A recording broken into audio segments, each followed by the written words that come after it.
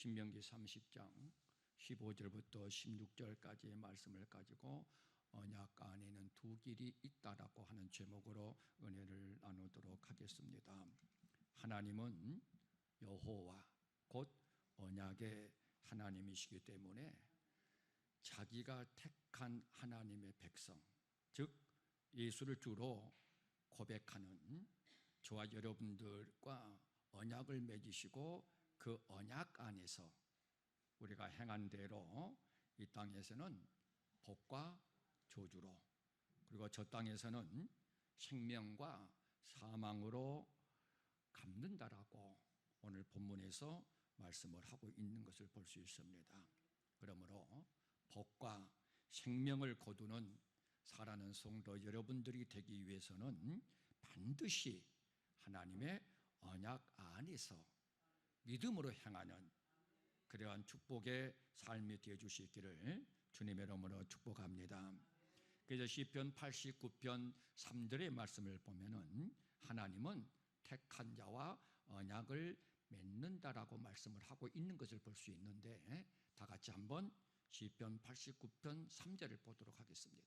주께서 이르시되 내가 나의 택한 자와 언약을 맺으며 내 종 다윗에게 맹세하기를, 택한 자와 언약을 맺었다라고 말씀을 하고 있는 것을 볼 수 있습니다. 여기서 택한 자라고 하는 것은 예수 그리스도를 주로 고백하고 교회 안에 들어오는 성도들, 저와 여러분들을 말씀하고 있습니다. 다시 말씀을 드리면 하나님께서는 세상 모든 사람과 언약을 맺으신 것이 아니라 예수를 주로 고백하는 성도, 저와 여러분들과 반드시 언약을 맺으시는 분이다라고 하는 것을 우리에게 교훈해 주고 있습니다.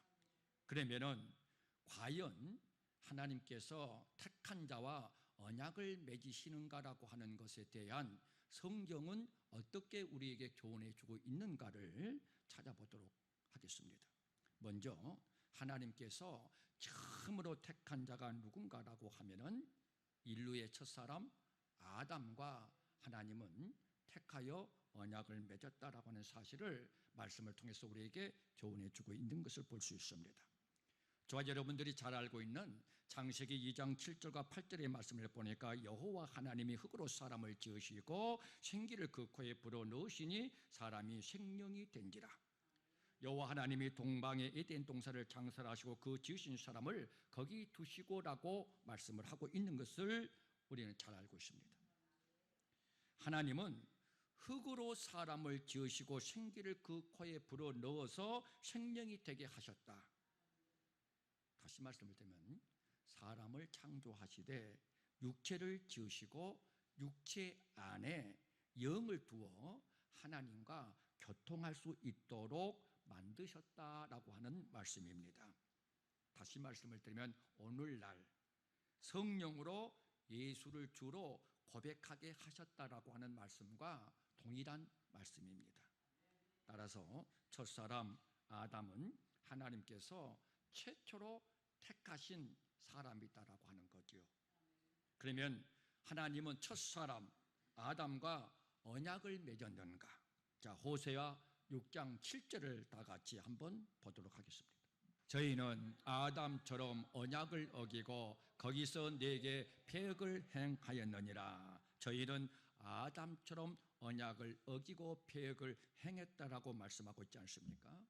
이 말씀을 통해서 하나님께서 아담과 언약을 맺으셨다라고 하는 사실을 알 수가 있습니다. 그럼 다음으로 개인이 아닌 민족으로서 하나님께서 참 택한 민족이 이스라엘 백성입니다. 창세기 12장에 보면은 하나님은 아브라함을 믿음의 조상으로 부르십니다. 그리고 창세기 15장 13절과 14절에서 뭐라고 말씀을 하고 있는가 하면은 여호와께서 아브라함에게 이르시되 너는 정령이 알라. 내 자손이 이방에서 객이 되어 그들을 섬기겠고 그들은 400년 동안 내 자손을 괴롭게 하리니 그 섬기는 나라를 내가 징치할지며 그 후에 내 자손이 큰 재물을 이끌고 나오리라라고 하는 예언의 말씀을 아브라함에게 합니다. 이 예언의 말씀대로 700년이 지나고 난 이후에 모세를 통해서 이 예언하신 말씀을 성취를 하게 됩니다. 다시 말씀을 이스라엘 자손이 430년을 지나고 난 이후에 모세를 통해서 하나님께서 이 예언하신 말씀을 성취를 하시는데 12장에서 유월절 어린 양의 피를 바르고 그리고 사방을 면하게 합니다. 그 13장에서 불기둥과 구름기둥으로 인도를 하고 출애굽기 14장에서 홍해를 건너게 합니다. 그리고 출애굽기 15장 2절에서 이스라엘 백성들이 뭐라고 고백을 하고 있는가? 여호와는 나의 힘이요 노래시며 나의 구원이시로다. 그는 나의 하나님이시니 내가 그를 찬송할 것이요 내 아비의 하나님이시니 내가 그를 높이리로다 라고 말씀을 합니다. 여호와는 나의 힘이요 노래시며 나의 구원이시로다. 여호와 하나님을 그들이 구원자라고 고백을 하고 있다라고 하는 겁니다. 이 고백을 통해서 바로 젖과 꿀이 흐르는 가나안 땅으로 인도하지 아니하고 광야로 인도를 합니다. 이 광야라고 하는 것은 우리가 잘 알다시피 사도행전 7장 38절에 보면은 광야 교회다라고 하는 사실을 말씀해 주고 있지 않습니까? 다시 말씀드리면 주는 그리스도시요 살아계신 아버지 하나님의 아들이라고 고백하는 저와 여러분들은 반드시 교회로 인도함을 받아 교회 생활을 해야 된다라고 하는 사실을 우리에게 교훈해 주고 있다라고 하는 겁니다. 그러고 난 다음에 출애굽기 15장 22절부터 17장 16절까지의 말씀을 통해서 자, 나는 너희를 출애굽기 7장부터 12장까지 10가지 재앙을 내려서 창세기 15장에서 예언하신 말씀대로 그들을 징치를 하고 그리고 12장에서 어린 양 피를 발라 사망을 면케하고 13장에서 불기둥과 구름기둥으로 인도를 하고 15장에서 나의 하나님은 구원의 하나님이다라고 하는 사실을 고백하게 만들고 그리고 고백한 그 이스라엘 백성들을 바로 젖과 꿀이 흐르는 가나안 땅으로 인도하지 아니하고 광야로 인도를 해서 즉 교회 생활을 하는 하나님께 택함 받은 백성들에게 어떠한 하나님인가라고 하는 사실을 보여주는 말씀이 출애굽기 15장 22절부터 17장 16절까지 기록되어 있는데 그 말씀을 보면은 쓴물을 단물로 변화시키시는 하나님, 즉 저와 여러분들이 이 세상을 살아갈 때에 쓴물을 만났을 때에 그 쓴물을 단물로 변화시키는 하나님이 있다는 사실을 보여줍니다. 그리고 치료하시는 하나님이 있다는 사실을 또 보여줍니다. 그리고 가난한 자를 부욕케 하시는 하나님이 있다는 사실을 보여줍니다. 그리고 먹고 마시고 입는 것 염려 근심 걱정하지 아니하도록 일용할 양식을 공급해 주시는 하나님이 있다는 사실을 보여주고 그리고 은혜의 생수를 공급하여 주님 한 분으로 만족한 삶을 살아갈 수 있도록 만들어 주시는 하나님이 있다는 사실을 보여주고 또 승리케 하시는 하나님이 있다는 사실을 이 출애굽기 15장 22절부터 17장 16절에서 우리에게 교훈해 주고 있습니다. 그리고 하나님께서 시내 광야에 이르러서 장막을 치고 난 이후에 이스라엘 백성들에게 하나님은 무엇을 명하시는가? 출애굽기 19장 5절과 6절의 말씀을 보면은 이렇게 말씀을 합니다. 세계가 다 내게 속하였나니 너희가 내 말을 잘 듣고 내 언약을 지키면 너희는 열국 중에서 내 소유가 되겠고 너희가 내게 대하여 제사장 나라가 되며 거룩한 백성이 되리라. 너는 이 말을 이스라엘 자손에게 고할지니라. 이처럼 하나님은 모세를 통해서 이스라엘 자손들에게 하나님과 언약을 맺을 것인가라고 하는 사실을 말씀을 하라고 가르쳐 주고 있습니다. 이 명령에 백성들은 어떻게 대답을 하는가가 사실이 19장 7절부터 8절에 기록되어 있는데, 모세가 와서 백성의 장로들을 불러 여호와께서 자기에게 명하신 그 모든 말씀을 그 앞에 진술하니 백성이 일제히 응답하여 가로되 여호와는 명하신 대로 우리가 다 행하리이다. 모세가 백성의 말로 여호와께 해보하매라고 말씀을 합니다. 백성들은 일제히 하나님께서 자신들에게 명하신 대로 다 행하겠다라고 말씀을 하고 있지 않습니까? 다시 말씀드리면 하나님과 언약을 맺겠다라고 하는 겁니다. 하나님께서 쓴물을 단물로 치료하시고 가난한 자를 부유케 하시고 일용할 양식을 공급하고 은혜의 생수를 공급해서 주님 함으로 만족한 삶을 살게 할 뿐만 아니라 승리케 하시는 하나님이라는 사실을 보여주고 난 다음에 이 하나님과 너희는 언약을 맺겠는가? 이스라엘 백성들은 언약을 맺겠습니다.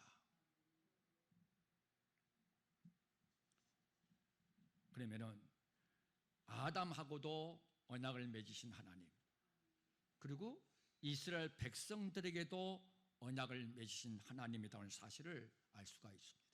그렇다면 오늘 예수를 주로 고백한 우리와도 언약을 맺으셨는가? 자, 먼저 신명기 5장 2절과 3절의 말씀을 다 같이 보도록 하겠습니다. 우리 하나님 여호와께서 호렙산에서 우리와 언약을 세우셨나니 이 언약은 여호와께서 우리 열조와 세우신 것이 아니요 오늘날 여기 살아있는 우리 곧 우리와 세우신 것이라.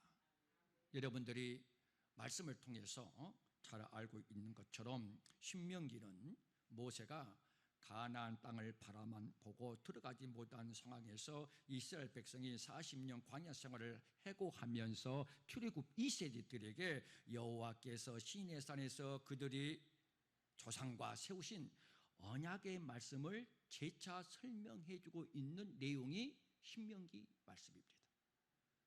우리가 아바들 리더시즘을 통해서 교육을 받았던 것처럼 이 신명기의 말씀은 바로 이 세대들에게 여호와께서 시내산에서 그들의 조상과 세우신 언약의 말씀을 재차 설명을 해주고 있는 내용이다라고 하는 겁니다. 이 말씀 속에서 여기서 살아있는 우리라고 하는 것은 40년 광야 생활을 마치고 모압 평지에 서 있는 출애굽 2세대들에게 말씀을 하고 있는 내용입니다. 그런데 이 말씀뿐만 아니라 신명기 29장 14절과 15절의 말씀을 보면은 이 언약은 오늘날 우리와 세우신 언약이다라고 하는 사실을 뒷받침해 주고 있는 말씀입니다. 자, 신명기 29장 14절과 15절을 보도록 하겠습니다. 내가 이 언약과 맹세를 너희에게만 세우는 것이 아니라 오늘날 우리 하나님 여호와 앞에서 우리와 함께 여기 선 자와 오늘날 우리와 함께 여기 있지 아니한 자에게까지라고 말씀을 하고 있지 않습니까? 여기에 있는 자뿐만 아니라 여기에 있지 아니한 자에게까지 하나님은 언약을 맺으시는 하나님이라는 사실을 말씀해 두고 있습니다. 그래서 시편 89편 3절에 하나님께서는 택한 자와 언약을 맺으시는 하나님이다라고 말씀을 하고 있는 이유가 거기에 있습니다. 이와 같이 창세기에서부터 첫사람 아담, 그리고 이스라엘 백성들, 그리고 예수 믿는 저와 여러분과 하나님은 언약을 맺으셨다라고 하는 사실을 알 수가 있습니다. 그런데 저와 여러분들이 명심해야 할 것이 있습니다. 이 언약 안에는 두 길이 있다라고 하는 사실입니다. 예수 믿고 신앙생활을 하면서 하나님의 은혜와 하나님의 축복 속에 살아가는 성도들이 많이 있습니다. 여러분들이 잘 아시다시피요, 그 대표적인 인물을 성경에서 뽑아보면은 아브라함이라고 하는 인물을 저와 여러분은 잘 알고 있습니다. 창세기 12장 1절이라는 말씀을 보면은 하나님은 아브라함에게 본토 친척 아비 집을 떠나 내가 지시한 땅으로 가라고 말씀을 합니다. 그때에 본토 친척 아비 집을 떠날 때에 아무것도 가지고 왔지 않고 빈손 들고 나옵니다. 그 아브라함이요, 복의 근원이 되고 믿음의 조상이 되고 축복의 통로가 됩니다. 그 이유가 어디에 있습니까? 언약 안에서 행하는 그 믿음으로 살았기 때문입니다. 로마서 14장 18절 이하의 말씀을 보면은 아브라함이 하나님을 믿을 때에 그 하나님을 어떠한 하나님으로 인식을 하는가? 죽은 자를 살리시는 하나님, 무에서 유를 창조하시는 하나님, 바라볼 수 없는 중에 바라보게 하시는 소망의 하나님, 언약하신 말씀대로 반드시 이루시는 하나님이 있다는 사실을 믿었다라고 하는 겁니다. 이 믿음을 통해서 아브라함은 순종함으로 말미암아 행함으로 말미암아 언약 안에서 지킴으로 말미암아 믿음의 조상이 되고 복의 근원이 되고 축복의 통로가 되었다라고 하는 사실을 알 수 있습니다. 아브라함뿐만이 아니고 요셉도 마찬가지입니다. 요셉도 노예로 팔려갔습니다. 그리고 억울한 누명을 쓰고 감옥에 갇혔습니다. 그러한 삶 속에서도 좌절하고 실망을 낙심하고 원망하지 아니하고 여호와 아버지 하나님을 범사에 인정함으로 말미암아 애굽의 총리가 됐습니다. 왜 그렇습니까? 언약 안에서 살았기 때문입니다. 다윗도 마찬가지입니다. 사망의 줄이 음부의 고통이 환난과 슬픔을 만나는 그 환경 속에서도 나이가 많아 늙도록 부하고 존귀한 은혜의 자리로 축복의 자리로 나아갈 수 있었던 것은 바로 언약 안에서 행했기 때문이다라고 하는 사실을 저와 여러분들은 잘 알고 있습니다. 그렇다면 정말로 언약 안에는 두 길이 있는가라고 하는 것을 말씀은 우리에게 어떻게 교훈해 주고 있는가라고 하는 것을 알아보도록 하겠습니다. 첫사람 아담과 맺은 언약 안에도 두 길이 있다라고 하는 사실을 창세기 2장 9절에 보면은 여호와 하나님이 그 땅에 보기에 아름답고 먹기에 좋은 나무가 나게 하시니 동산 가운데는 생명나무와 선악을 알게 하는 나무도 있었더라. 자, 동산에 보기에 아름답고 먹기에 좋은 생명나무와 선악을 알게 하는 나무는 두었습니다. 그리고 창세기 2장 16절과 17절에서 뭐라고 말씀을 하시는가라고 하면은 다 같이 한번 보도록 하겠습니다. 여호와 하나님이 그 사람에게 명하여 가라사대 동산 각종 나무의 실과는 내가 임의로 먹되 선악을 알게 하는 나무의 실과는 먹지 말라. 내가 먹는 날에는 정녕 죽으리라 하시니라. 하나님은 첫사람 아담을 지으시고 그를 동산으로 이끄신 후에 동산 각종 나무의 실과는 내가 임의로 먹되 선악을 알게 하는 나무의 실과는 먹지 말라. 내가 먹는 날에는 정녕 죽으리라. 이것이 바로 하나님과 아담 사이에 세우신 언약이다라고 하는 겁니다. 그런데 호세아 6장 7절에 보니까 이 아담은 이 언약의 말씀을 어기고 패역을 행했다라고 말씀하고 있지 않습니까? 하나님은 그들 앞에 생명나무와 선악을 알게 하는 나무를 두시고 동산 각종 나무의 실과는 내가 임의로 먹되 선악을 알게 하는 나무의 실과는 먹지 말라. 그렇다면 먹지 않았으면 이 언약을 지켰으면 창세기 2장 10절부터 14절까지에 기록되어 있는 에덴 동산에 네 강이 흐르고 있습니다. 이 네 강이 에덴 동산에 흐르고 있다라고 하는 그 의미는 첫째 강 비손, 이게 물질의 풍요를 의미합니다. 둘째 강 기혼, 영혼의 기쁨이 샘솟는다라고 하는 것을 의미합니다. 셋째 강 히데길이 있는데 물질의 축복과 영혼의 기쁨이 속히 임한다라고 하는 의미고, 넷째 강 유브라데가 있는데 이 모든 복이 나에게만 미치는 것이 아니라 우리 자녀들에게까지도 미친다라고 하는 사실을 말씀해 주고 있습니다. 이 복을 주시면서 지키고 다스리라라고 말씀을 합니다. 만약에 이 아담이 하나님과 맺은 이 언약 안에서 행했다라고 한다면은 이 물질의 풍요로움, 영혼의 기쁨, 물질의 축복과 영혼의 기쁨을 속히 임하는 뿐만 아니라 그 자손에게까지 이러한 복이 임하는 그러한 축복 속에서 살아갈 수가 있었을 겁니다. 그런데 안타깝게도 아담은 이 언약을 어기고 패역을 행했다라고 하는 겁니다. 이 언약을 어기고 패역을 행함으로 말미암아 이 내강의 축복의 자리에서 어떠한 자리로 전락하고 마는가? 창세기 3장 16절부터 19절까지의 말씀을 보면은 고통, 수고, 저주, 땀, 죽음이라고 하는 단어가 나옵니다.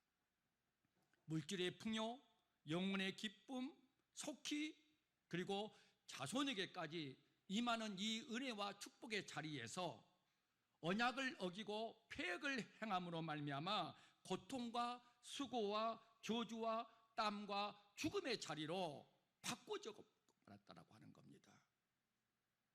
오늘 이 5가지 단어가 이 시대를 살아가는 모든 사람들의 삶의 근본적인 문제가 되어버리고 말았다라고 하는 사실을 우리는 부인할 수 없습니다. 이 땅에 숨쉬고 살아가는 모든 사람들 가운데 고통이 없는 사람, 수고와 저주와 땀과 죽음을 맛보지 아니하고 살아가는 사람들이 누가 있습니까? 그래서 언약 안에는 두 길이 있다라고 하는 사실을 아담의 사건을 통해서 저와 여러분들에게 교훈해 주고 있는 것을 볼 수 있습니다. 이스라엘 백성과 맺은 언약에도 두 길이 있다라고 하는 사실을 알 수가 있는데, 자, 출애굽기 24장 6절과 8절을 보도록 하겠습니다. 모세가 비를 취하여 반은 여러 양푼에 담고 반은 단에 뿌리고 언약서를 가져 백성에게 낭독하여 들리매 그들이 가로되 여호와의 모든 말씀을 우리가 준행하리이다. 모세가 그 피를 취하여 백성에게 뿌려 가로되 이는 여호와께서 이 모든 말씀에 대하여 너희와 세우신 언약의 피니라라고 말씀을 합니다. 오늘 본문에서도 마찬가지입니다. 신명기 30장 15절과 16절의 말씀을 통해서도 내 앞에 생명과 복, 사망과 저주를 두었다라고 말씀을 하고 있지 않습니까? 이스라엘 백성들에게도 언약을 맺고 그 언약 안에는 두 길이 있다라고 하는 사실을 우리에게 교훈해 주고 있다라고 하는 겁니다. 언약을 지키면 생명, 지키지 아니하면 사망, 언약을 지키면 복, 언약을 지키지 아니하면 저주. 이 말씀대로 그대로 이루시는 하나님께서 신명기 28장 1절부터 7절의 말씀을 보면은 여호와의 말씀을 삼가 듣고 내게 명하는 그 모든 명령을 지켜 행하면은 이 모든 복이 내게 임하리니, 그러면서 성읍에서도 복을 받고 들에서도 복을 받을 것이며, 이건 생활의 복을 의미합니다. 내 몸의 소생과 내 토지의 소산과 내 짐승의 새끼와 우양의 새끼가 복을 받을 것이며, 이건 자녀의 복을 의미합니다.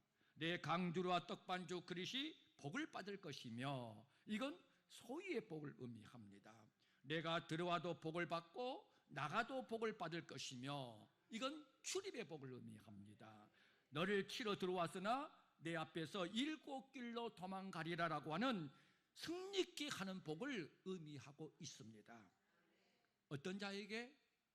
언약을 지키는 자에게. 그런데 15절부터 19절까지의 말씀을 보면은 지키지 아니하는 자들에게 저주가 임한다라고 하는 말씀이 있습니다. 성읍에서도 저주를 받고 들에서도 저주를 받으며 강주리와 떡반죽에 저주를 받고 내 몸의 소생과 내 토지의 소산과 내 우양의 새끼가 저주를 받을 것이고 들어와도 나가도 저주를 받을 것이다. 이처럼 하나님께서 이스라엘 자손과 맺은 언약 안에도 생명과 사망, 복과 저주가 있다라고 하는 사실을 알 수가 있습니다. 그래서 오늘 본문 30장 15절에 보라, 내가 오늘날 생명과 복과 사망과 화를 내 앞에 두었나니, 살아가는 성도 여러분, 저와 여러분들은요 반드시 생명과 복을 선택하는 그런 믿음으로 살아갈 수 있는 자가 될 수 있기를 주님의 이름으로 축원합니다.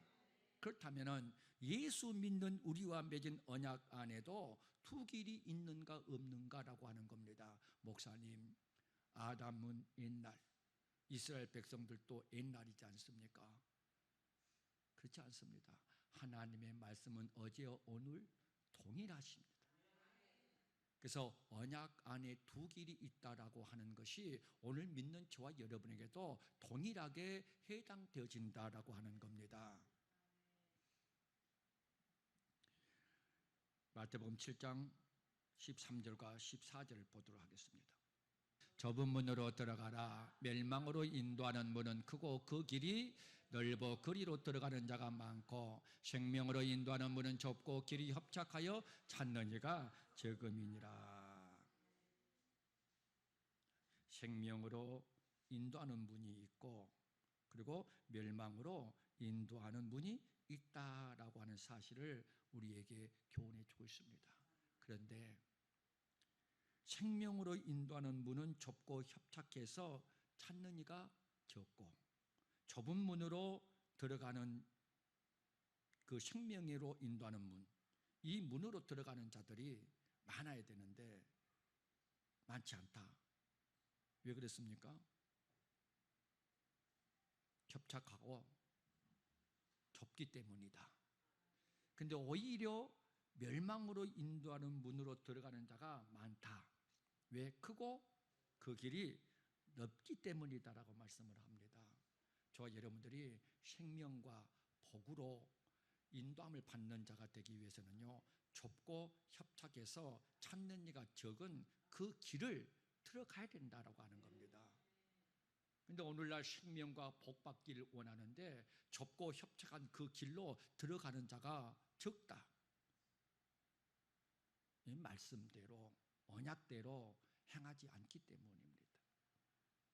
그래서 교회 생활을 오랫동안 하신 분들 가운데서도 아브라함처럼 요셉처럼 다윗처럼 이 땅에서 복 그리고 저 땅에서는 생명으로 들어가는 그러한 많은 분들이 있는가 하면은 그렇지 못한 이들도 있다라고 하는 사실을 알 수가 있습니다. 자, 창세기 시대에도 마찬가지고 광야 시대에도 마찬가지고 그리고 예수님 시대도 마찬가지고 그 다음에 히브리 성령 시대도 마찬가지입니다. 히브리서 1장에 보면은요, 옛 조상들에게는 선지자를 통해서 말씀을 하게 하셨고 그리고 마지막 때는 하나님의 아들인 예수님을 통해서 말씀을 하게 하신다라고 기록되어 있습니다. 그리고 2장으로 넘어가서 그러므로 너희가 선지자가 했을 때보다는 하나님의 아들인 예수님께서 하신 말씀을 들을 때에도 삼가 간절히 들으라. 혹 흘러 떠내려 가지 아니할까 염려하라고 말씀을 하시면서 큰 구원을 등한히 여기는 자가 되지 말라. 여기서 큰 구원이라고 하는 것은 영원 구원을 의미합니다. 그러면 3장으로 넘어갑니다. 3장에 넘어가서 모세는 하나님의 집에 사환으로 충성을 했고 예수님은 하나님의 집에 아들로 충성을 했다. 그러면서 하나님의 집에 사환으로 충성을 했던 이 모세의 말을 듣고도 믿지 아니하고 순종하지 아니함으로 말미암아 광야에서 멸망을 받았다. 그런데 하나님의 집에 아들로 충성한 이 예수 그리스도의 말을 듣고도 너희가 순종하지 아니한다고 한다면은 어떻게 안식에 들어갈 수 있겠는가? 그러면서 하나님에게서 떨어질까 너희들은 염려하라.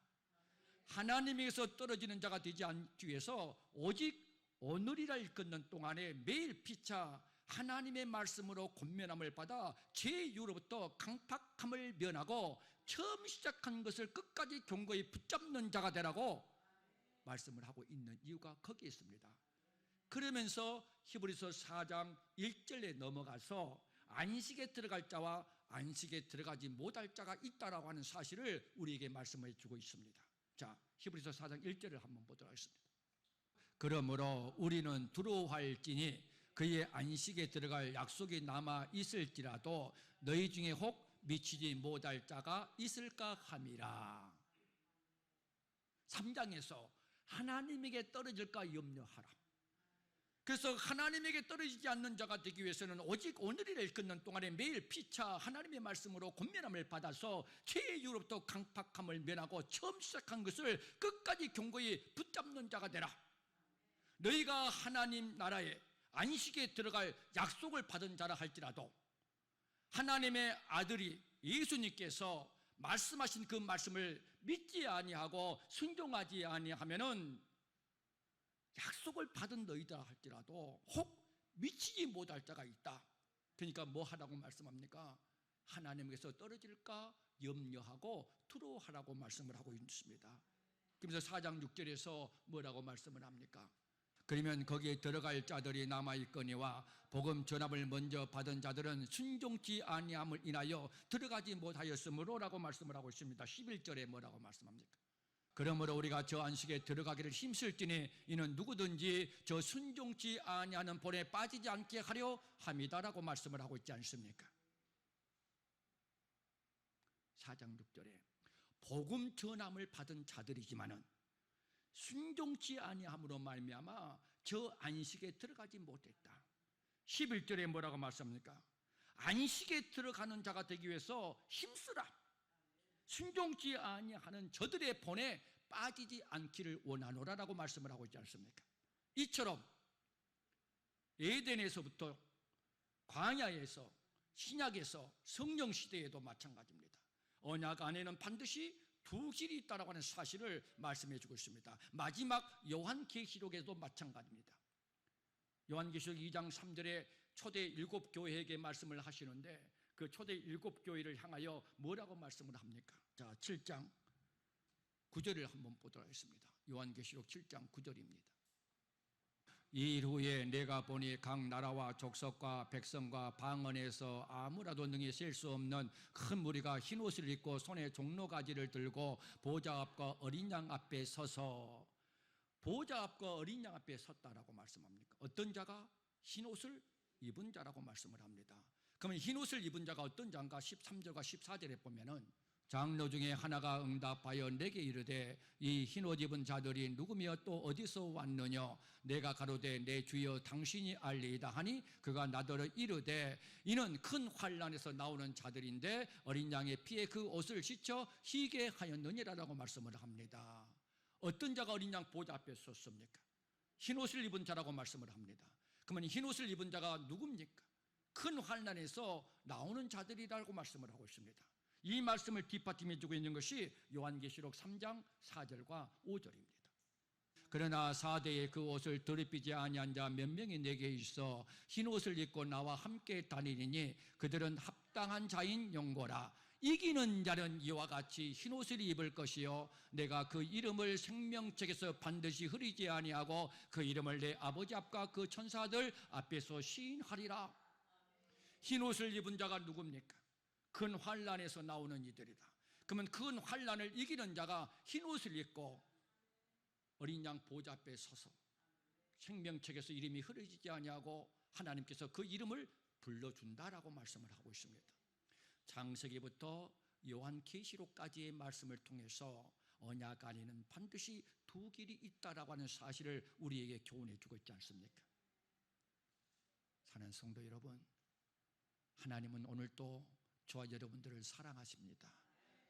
그 사랑하신 하나님이 왜 여러분들이 사망과 저주의 길로 나가기를 원합니까? 그렇지 않습니다. 여러분들 한 사람도 빠짐없이 이 땅에서 복을 받고 저 땅에서는 생명으로 들어가기를 원하십니다. 그래서 우리는 언약 안에서 행하는 자가 되어야 된다고 하는 겁니다. 아이고 목사님 어떻게 언약 말씀을 다 지킬 수가 있겠습니까? 어떻게 하나님의 말씀을 다 지키면서 하나님을 섬길 수 있겠습니까? 라고 혹 생각하고 계실 분이 계실지 모르겠습니다. 신명기 30장 11절부터 14절까지의 말씀을 보면은 하나님의 말씀이 하늘에 있는 것도 아니고 바다에 있는 것도 아니다. 그러면서 14절에서 뭐라고 말씀을 하고 있습니까? 오직 그 말씀이 내게 심히 가까워서 내 입에 있으며 내 마음에 있은즉 내가 이를 행할 수 있느니라. 하나님의 말씀은 하늘에 있는 것도 아니요 바다에 있는 것도 아니고 내 입과 내 마음에 있으니 이를 행할 수 있다라고 하는 겁니다. 내가 하나님의 말씀대로 순종해야 되겠다라고 마음을 먹고 입으로 시인하면은 하나님께서 충분히 저 여러분들에게 언약 말씀대로 행할 수 있는 믿음을 주신다라고 하는 겁니다. 능력을 주신다라고 하는 겁니다. 근데 우리가 도전해 보지도 아니하고 미리 겁을 내 가지고 두려워해서 어떻게 하나님의 말씀을 다 지켜 행할 수 있겠습니까라고 생각을 해버리기 때문에 하나님께서 그 지킬 수 있는 믿음과 능력을 주시지 않습니다. 우리는 연약하고 나약하고 깨지기 쉬운 질그릇과 같은 존재입니다. 그래서 하나님의 말씀을 지킬 수가 없습니다. 그러나 연약하고 나약한 질그릇 같은 그 존재라 할지라도 그 질그릇 속에 하나님의 심히 큰 능력을 보배로 삼고 살아가는 삶을 살아가는 자들에게 하나님은 능치 못함이 없도록 만들어 주시는 하나님이십니다. 목사님, 그건 구약에 있는 말씀이 아닙니까? 그렇지 않습니다. 신약에도 요한일서 5장 3절에 보면은요, 하나님을 사랑하는 것은 이것이니 우리가 그 계명들을 지키는 것이라. 그 계명들은 무거운 것이 아니로다. 믿으시면 아멘 하십시다. 충분히 지킬 수 있습니다.